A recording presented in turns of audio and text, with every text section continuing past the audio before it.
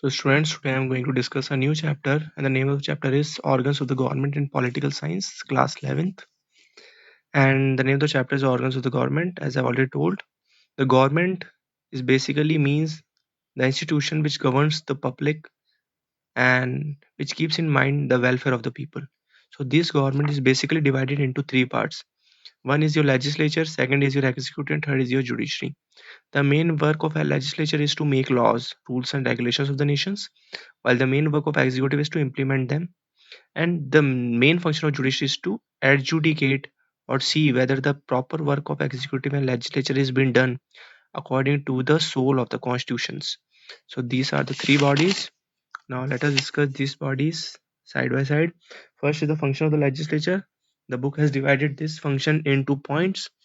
First function of legislature is to lawmaking process. The lawmaking process went from the three processes in which the first reading is there when the bill is presented to the parliament. After that, there is second reading in which this bill goes to the committees concerned in the parliament to be scrutinized by the respected members of the houses. After this scrutiny, the bill goes in the third reading in which it passes from the house. After that, it takes the assent of the president and bill becomes acts. Second is the executive function. In executive function, there is a mentioning of no confidence motion, questionings, debate, discussion of the parliament. Third is the financial function.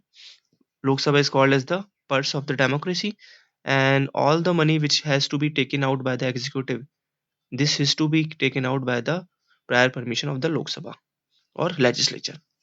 Next is the judicial functions. Judicial function means that the legislature performs judicial functions, like in the Britain Parliament discuss the privilege. Same as the India, there is a functioning of judiciary in which the members of the parliament can impeach the president, vice president, judges of the Supreme Court and High Court for the misbehavior and incapacity. Next, the election proceedings.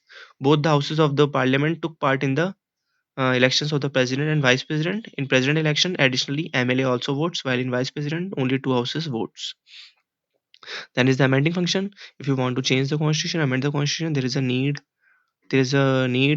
to take the permission of the Lok Sabha and Rajya Sabha, and in some cases, in serious cases, it should be Legislative Assembly also.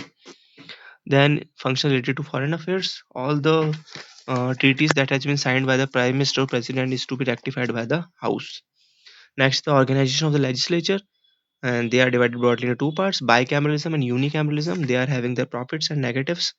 First, let us see the arguments in favor of bicameralism. First is the despotism. Bicameralism save the despotism of the first house, as there is total scrutiny of the bill. Second is the back democratic principles. Democratic principles means there is debate, discussion in the matter. Third is the lessen the burden of the first house.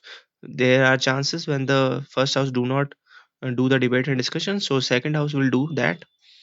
Thoroughness in deliberations, as more people are there will be more deliberation. If the instrument for the able and experience, then federation के लिए essential है. Seventh is faulty legislation, to prevent the faulty legislation to be passed.